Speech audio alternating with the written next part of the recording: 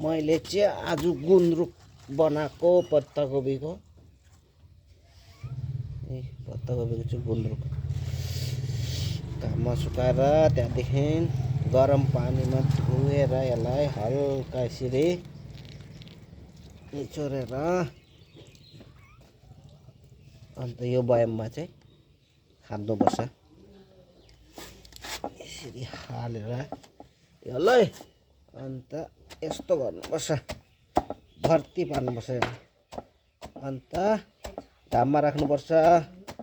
त्यहाँदेखि 6-7 दिन बाद चाहिँ यसलाई निकाल्नुपर्छ। अहिले चाहिँ यसलाई मजाले खाँद्नुपर्छ त, आँड्दैन होला यसो त। गुन्द्रुकको भिडियो बनाउँछ,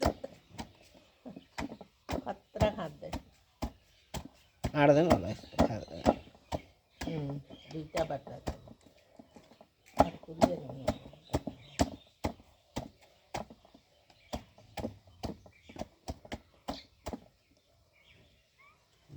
दामी हो छ दोकानमा बट्टा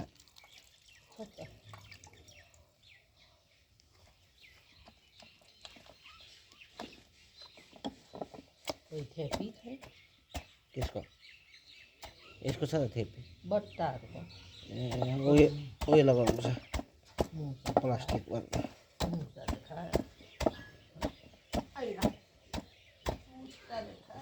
त्यो बनाउनु पर्छ। पुरा खानुपर्छ त्यो त्यो खाँदैन नि, घाममा राख्नुपर्छ। जोड खानु चाहिँ मजाले खानुपर्छ है, मैला निक्लियो के हो।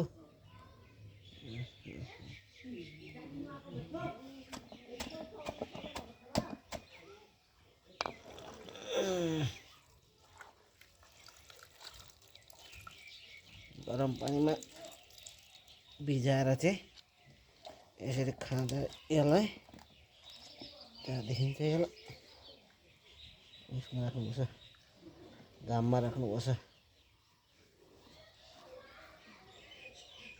उसको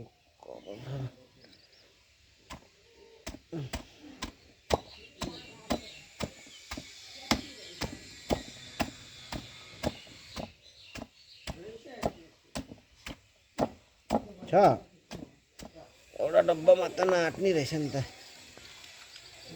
एउटा डब्बामा त नाट्ने रहेछ।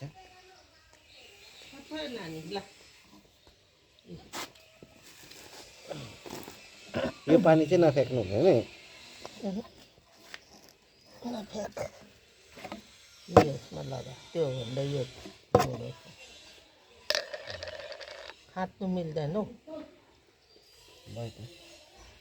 के छ क्या भगवान बाहिर सुकाएर त कम्प्लिट भयो। यो हो कम्प्लिट। अब बेला घाममा गुन्द्रुक बनिन्छ 6 दिन बाद। यसलाई अब अर्को डब्बामा यसमा हुन्छ खेला हो गुन्द्रुक।